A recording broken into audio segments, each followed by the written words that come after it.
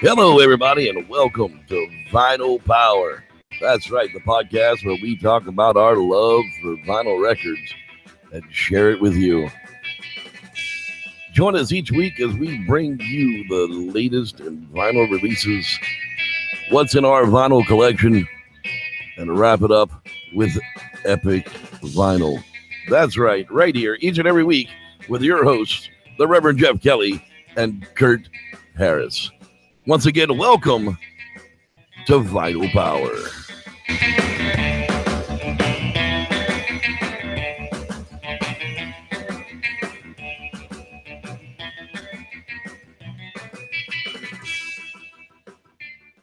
Well, there you have it, folks. We are back at it after the new year. We are 2018, and it is another edition of Vinyl Power. And with me, as usual, I am the Reverend Jeff Kelly, and that guy there is the great friendly neighborhood music man, Kurt Harris. How you doing? You got it, Reverend Jeff. Doing great. Nowhere else I'd rather be on the 25th of January. Still enjoying a little bit of the cold weather, but I'll tell you what, it's warming up, and we're going to warm it up a little more with our rock and roll. Oh, yeah. When it's cold and nasty outside, just put on some vinyl. It'll warm up the room real quick. Yes, it does. Absolutely. As we usually talk about this time of the week, let's see here what's out for new releases this week. Not a whole lot in the calendar.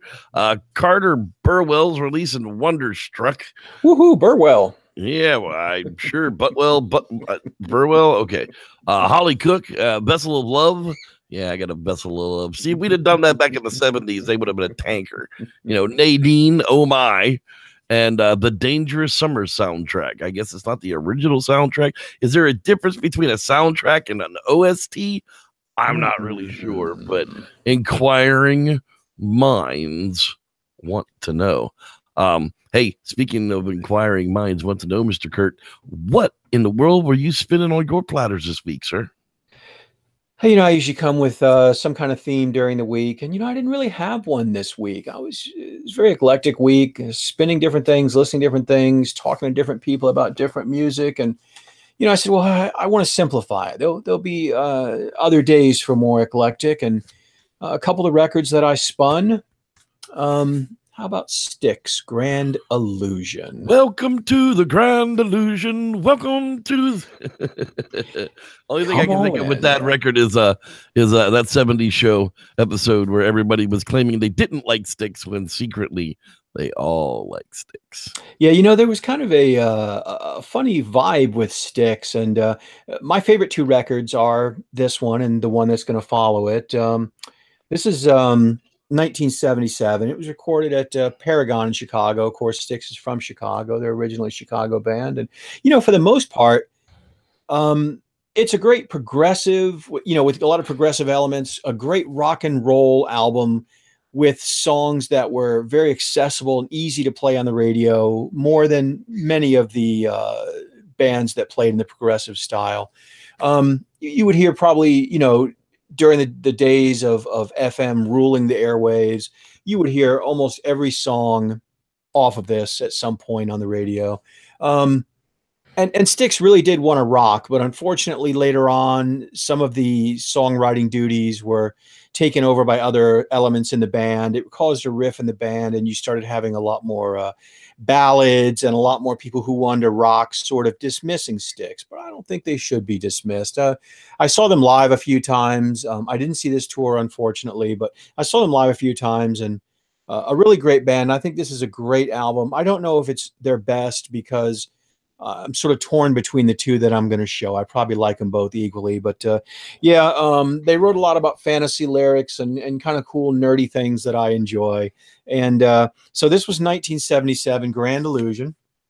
And following Grand Illusion is the one that, like I said, I'm always torn between, and that's Pieces of Eight. Pieces of Eight, yes. And, this follows along in the exact same vein. I mean, it could almost be a great double album.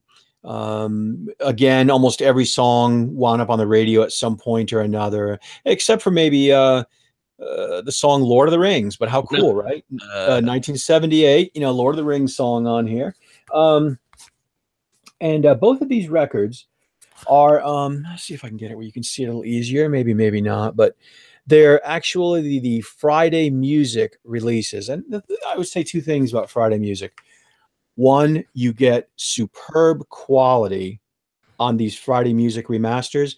The other thing is they want you to pay for them because you can get superb quality from Rhino Records and other remasters that are, some are under $20, some are right around $20 brand new. Unfortunately, the majority of these Friday music releases, and so I'd only buy records I'm really super interested in from them, but they run almost $35. Yeah, They're see, I have a overpriced. hard time with that No, they're Year Master of the overpriced. $35 range. That's just too much. No, they're overpriced. It's a great record. They're if it was a gatefold, they'll give you the gatefold. If there was a poster in it, they give you the poster, and the record sounds fantastic. They do a great job. But when I compare it to other record producers that are doing remasters, and you're basically paying $10, $13, $14 more, I still must call it overpriced. But then again, like I say, they are great. I probably have in my collection maybe 10 Friday music remasters, and every one of them is spectacular. So, second record I was listening to, 1978. It went to number 6 on the U.S. charts, which was the same place that Grand Illusion went. They both reached number 6, and like I said, almost a continuation. And I don't know which one I like better. I love them both. So that was Styx. And now I move on to, or backwards in time, shall we say, to an album with a cover that was inspired by Stanley Kubrick's 2001: A Space Odyssey, with the band basically urinating on the monolith. So, I mean, that's the Who for you, right? The original punk boys. But interesting thing about this record that I would say, the Who's Quadrophenia is probably my third favorite album of all time. But this record, from beginning to end, is just such an incredible record. And there is something that you have to bring up when you talk about this record. And like I said, it's 1971, was recorded at Olympic Studio. And a lot of the guitar work on here done by Pete Townsend, who, for my money, is one of the most artistically talented people, not just musician, but just overall talent level in pop rock of his era. Much like I think of Steven Wilson today, I think of Pete Townsend during his heyday. Supposedly Pete Townsend was going to quit the Who and join Davy D's band of Davy D, Pete Schnitch, Dookie, and whatever the hell that band was. Well, you know what? It actually almost happened during this album, because Pete Townsend was trying to follow up the Tommy record. And in trying to follow up the Tommy record, he had set a ridiculously high standard for himself in terms of writing and going above and beyond and doing something completely different. And this was actually supposed to be called the Lighthouse Project. And he kept bringing pieces of it to the band, and they had no idea what he was talking about. John Entwistle, Keith Moon, Roger Daltrey, they didn't get it. And Pete was trying to force them. And you know what? He almost had an actual nervous breakdown trying to put together what would have been the Who's second rock opera, The Lighthouse Project. And as it eventually collapsed around him, and he did almost quit the band really did almost end during the making of this album, he pulled himself together, got it together, and they laid down these tracks over a couple studios. I think one of the things that really helped him was some of his friendships in the music industry, and one of them was with Joe Walsh. And Joe Walsh actually gave Pete Townsend a Gretsch. I hope I'm saying that right. I never say that word very well. Gretsch maybe is how to say it better. A Gretsch 6120 guitar. And Pete used it on the majority of this album, and it helped to pull him together. So with the help of family, friends, and those that cared about him, Pete got it together, and I think they put together and a lot of Jameson, his friend Jack Daniels. Yeah, of course. I'm sure there was an Uncle Quaalude in there too. But I consider this because while it was going to be part of some sort of rock opera, some sort of story, some sort of concept, and it's not.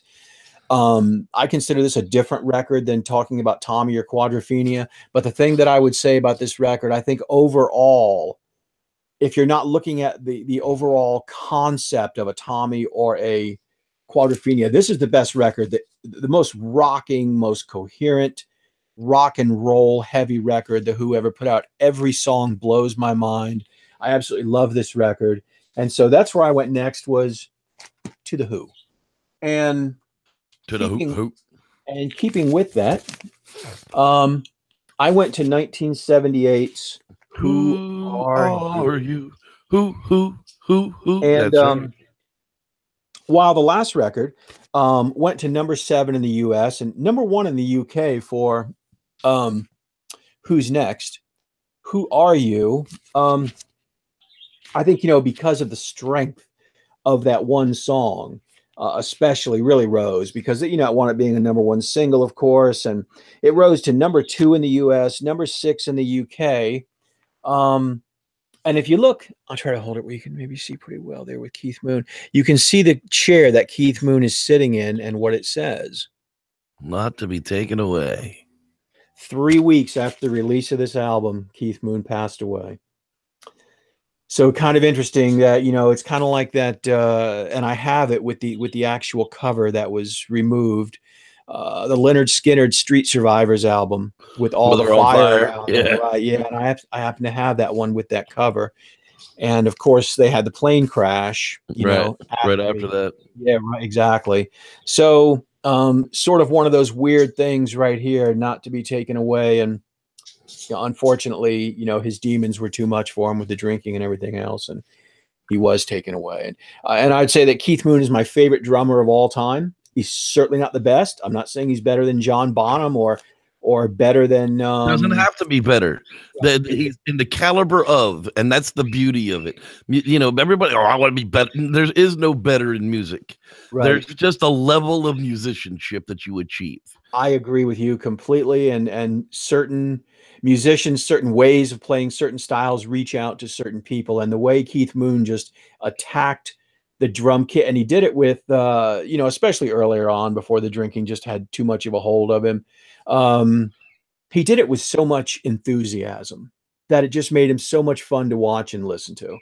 And he was a little bit different. He basically, a lot of times they wrote songs where Keith Moon is actually playing lead drums and Pete Townsend is playing rhythm guitar, as opposed to being the other way around. Right. So, anyways, this record was, as far as I'm concerned, 1978. I think it's a very good record. I think it was their last really good record. And I have one last thing to say about this. I bought this one used on eBay, and the person that delivered now that means this is an old, like maybe 110 gram record or something. Right.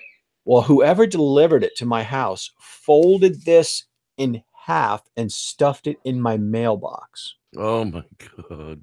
Now it was in the summer. It was a hot day, and it's not a new record like a big 180 or 200, right, when it's just snapped in half. So I bring it in the house. I know what it is, right? And I'm like, well, and it wasn't expensive. It was used. It cost me 10 or 11 bucks or whatever. But of course, I was unhappy, to say the least. I bring it in the house, and I'm like, well, this one's ruined. I pull it out. The record straightens out perfectly. I put it on my table. Both sides play perfect without a sound. I mean, I don't know what to say about that, but that's just the last thing I had to add about this. Karma wanted you to have that particular record in your collection. That's what it really comes down to. Somehow it happened, but yeah, you got to watch out sometimes, man. That guy must have not been having a good day. Fold a record in half and shove it in the mailbox. Oh.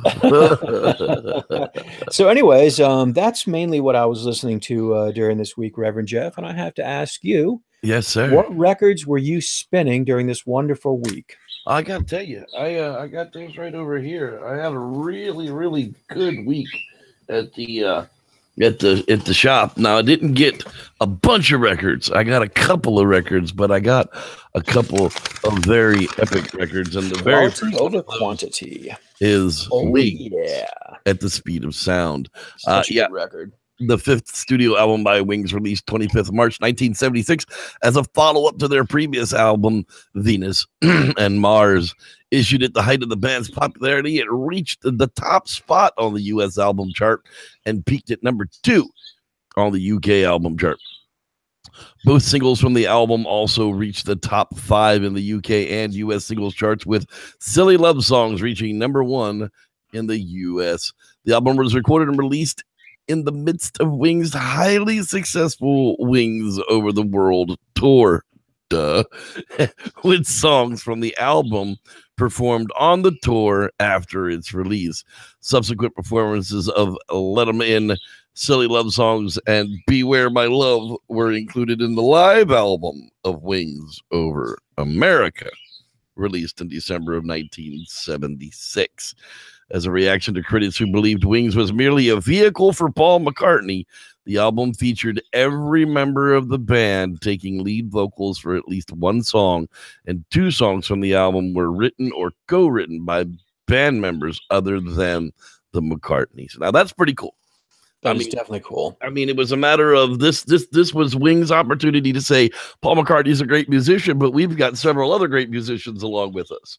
So here they are, and here's what they can do. And this just has all the great songs on it. I mean, Let 'Em In, The Note You Wrote, The Note You Never Wrote, She's My Baby, Beware My Love, Silly Love Songs, Cook of the House, Must Do Something About It, and Warm and Beautiful all actually hit the charts, and it's 46 minutes of music on this album. So honestly, if you've never been exposed to Wings at all, this would be the one I would start with if you could.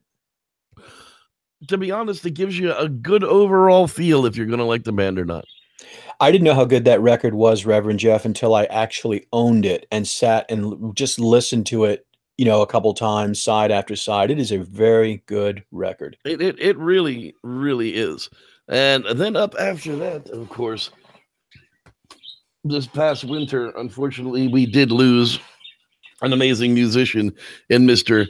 Tom Petty and the Heartbreakers. Yes, we did. And this is Southern Accents. Now, Southern Accents is the 6th album by Tom Petty and the Heartbreakers, released March 26, 1985 through MCA Records. Don't Come Around Here No More, co-written by Dave Stewart of the Eurythmics, peaked at number 13 on the Billboard Hot 100. Its music video featured Alice in Wonderland imagery. Southern Accents was later covered by Johnny Cash for his Unchained album in 1996. Conceived as a concept album, the theme of Southern Accents became somewhat murky with the inclusion of the songs co-written by Stewart and 3 other songs originally planned for the album left off. So it got a little bit weird. However, it still came up with Rebels, Don't Come Around Here No More, Southern Accents, and Make It Better that all hit the singles charts. So, I mean, in the long run, it's still a great album from Tom Petty. Then, my friend, I got this special little package in the mail today, and I just had to run right out and put my WID 34 on the turntable. You betcha. You can go out to reverbnation.com/WID 34 and actually listen to some of the tracks that are on here. He joined us in the studio last week on the show, and he said he was going to send me an album, and he did. He sent me his album, and he sent me a couple of his 45s. Oh, very and cool. A couple of stickers. So yeah, I was chilling out with that with the wife earlier today, and we very, very, very much appreciated that. There isn't a whole lot of information on here. Unfortunately, it didn't hit the top 100 charts, but I dig it and I will cherish it. And thank you very much, WID 34, for sending that package out to me. I'll play one and I will store one because we always know that they're worth more once the artist dies. And I'm not wishing you death. I'm not. I'm just saying one unused one come that time period might be worth more than one that's had the crap played out of it. But that, my friend, is exactly what I've been spinning on my turntable this week. Hey, let's take a moment to say hello to the people out there in the chat room. Hello, people. There are 3 people out there watching. 2 of them are going to be Lance Windsor. Hey, buddy. Hey, Lance. And Rod Dupree, who's always in the place to be. Always. I don't know who the third one is. It could be Leanne. It could be Cassie. It could be Sam Squanch. One never knows when you Could be don't Wit say. 34 himself. He's always It could trying to be. watch, but Yeah. it's one of those tablet situations or something he Yeah, deals that's what with. that's what they were saying the other night. Is they can watch, but they can't chat, or they can chat, Yeah, but they can't watch. something. Yeah. Very, very, very strange. So I got to ask you, my man, what did you bring along for your epic record this week? Well, I kept it in the family since I was talking about the Who. I thought, great time just to go ahead and bring in the Tommy record, and the Tommy record changed a lot of things, not just for the Who, the band in general, but for the movie industry. I mean, as we know later, it was made into a movie. It was made into a Broadway show. There's been many iterations of the Who's Tommy. This is the original. I mean, of course, it is a later remaster, but I hear it's real big off Broadway with the midget people, or little people, I guess. With the Wizard of Oz crowd, possibly. I'm not sure about that. The Lollipop Guild. This is the original cool-looking kind of whatever psychedelic type of gatefold situation. And Dude, if you get a calliope and smoke a lot of dope, and then take 2 hits of LSD and spin it. Oh my goodness. And of course, the thing about this album, just the very beginning, why this album even exists, is because before Pete Townsend was in a band, Pete Townsend was in art school. And Pete Townsend, a little bit an eclectic. You mean like Eminem, right? Mr. Hard, I'm from the streets. Mr. I came from an art school. I never knew that about Eminem. Absolutely. He comes from a middle class friggin' white family from an art school, but he's all street. Sorry. No, that's okay. I know he was trying awfully hard to get our president to respond to him, and I guess the president just didn't quite have time for him. No thanks, Marshall. I'm not interested. He's just too busy winning. But regardless. Anyways, yeah, Pete Townsend, the Who obviously has had success by this time.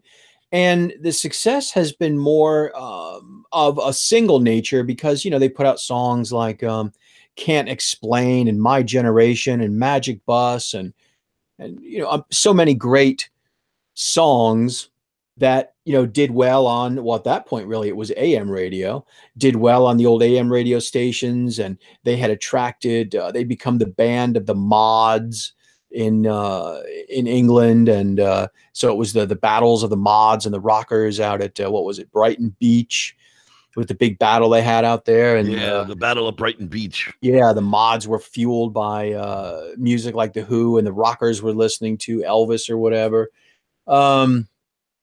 So it was an interesting time period, and Pete was not satisfied.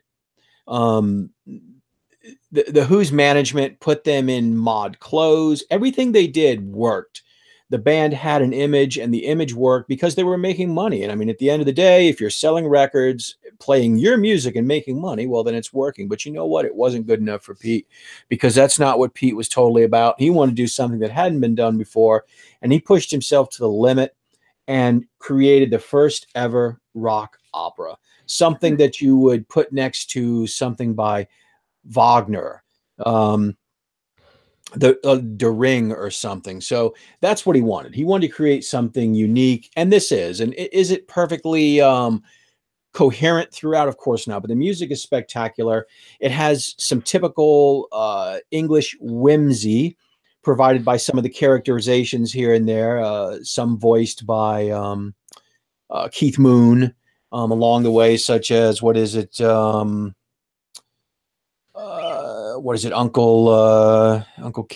Cousin Kevin.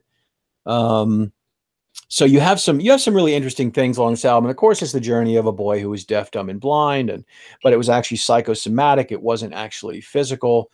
And the fact that he was cured, and in the process of his cure, he became very famous and became someone that people followed. And he realized he didn't want to be someone that people followed, and people fell out with him. So, I mean, it's quite an amazing conceptual story along the way. And it just goes to show the amazing level of intelligence, artistic nature, and talent that Pete Townsend has, that he basically put this together himself. And the last thing that I want to say about this record is important to me personally, and that is in 1989, the Who toured Tommy across America, and I was able to see this live in Raleigh at the football stadium for NC State, Carter Finley Stadium.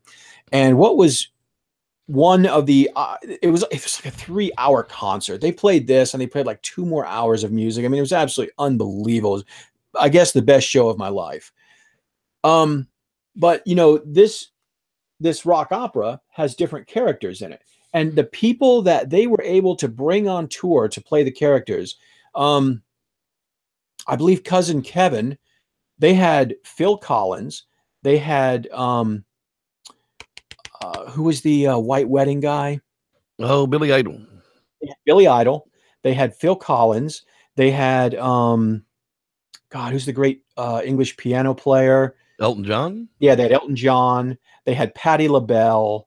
Oh my gosh. I mean, the lineup of people. Look at me, 3 for 3 on the freaking names today. No, that was awesome. No, you know how my memory is. So I remember things, but you know how I always tell you I slip on names. So I appreciate that. Yeah, the lineup, I mean, just unbelievable when you're sitting there watching this, and out comes Elton John to do Pinball Wizard, right? And you're like, wow, Elton John, we're actually going to see Elton John play Pinball Wizard. How cool. You know, and out comes Phil Collins to do, I believe he did Cousin Kevin. And then later on you've got, or no, he did Uncle Ernie. Cousin Kevin was the White Wedding guy. Billy Idol. Billy Idol, thank you again. And then Patti LaBelle, of course, was the Acid Queen, which was played by Tina Turner in the movie. Just, you know, an amazing band, an amazing record. And like I said, a movie, a Broadway play. And in 1989, when they toured it across the U.S., they were able to, number one, I'm sure, make enough money to make it worth their while to show up for these events. But number two, convince these basically high-end artists in their own right to show up to play what basically might have been one song or a few minute pieces, and then maybe all join in at the end for some great, you know, ending jam or something. But that's what I have to say about the Who's Tommy. It was probably my favorite concert experience ever. And I think it's just an amazing piece of work by Pete Townsend. And it's one of the, although I don't like it more than Quadrophenia musically, I love it. And I think that from almost everybody, if you like classic rock, I guess, if you like music from this type of generation, it's an album that should be in your collection and should be listened to. And that's basically what my epic record was for this week. And so I have to ask you, Reverend Jeff, what was your epic record for the week of January 25th? Well, I got to tell you, I was just flipping through my own bins and I came across this. I forgot I even had it. It's been so long since I've actually played it. But I broke out some Weird Al. Woohoo! And this is in 3D. This is probably like my favorite Weird Al out of any of them. This is the one that has Eat It, Midnight Star, The Brady Bunch, Buy Me a Condo, I Lost on Jeopardy, Polkas on 45, Mr. Popeil, King of Suede, yeah, That Boy Could Dance, the theme from Rocky 13, and Nature Trail to Hell. I mean, it's often referred to simply as In 3D. It's the second studio album by American singer-songwriter Weird Al Yankovic, released February 28th, 1984 on Rock and Roll Records. The album was one of the many produced by the former of the McCoys guitarist Rick Derringer, recorded between October and December of 1983. The album was Yankovic's follow-up to his modestly successful debut album, Weird Al Yankovic. It's built around parodies, and it is just fun to sit and listen to. And really, it's short, my short epic record for the week. But this is one any Weird Al. Like if you see Weird Al on the bin and you've never heard it, it doesn't matter. Buy it. You'll have a giggle with it, and break it out with your friends when you're drinking because they've probably never heard it either. Oh, you know that record's going to put a smile on your face as soon as you drop the needle. It never fails. I still want his parody to the Bad album even worse. I still don't have that one yet, but I'm definitely looking forward to it. Kurt, my friend, you know what that sad going away music means, don't you? Yes, I do. Well, we had another fun episode. Absolutely. You guys can find us on Facebook and just searching for @Vinyl Power Podcast. You can like our page there and click subscribe on the YouTube channel, and a little bell will tell you when we're on. If you'd like to come on and tell us about your favorite epic records, you can contact us via Facebook or YouTube, and we'll be glad to have you come on and talk about an epic record or two with us on the air. Sir, it's been a wonderful time. We'll be back next week, next Thursday. It's come hell or high water. At least that's the plan. Thank you guys for being out there and watching. And we will see you all again next week.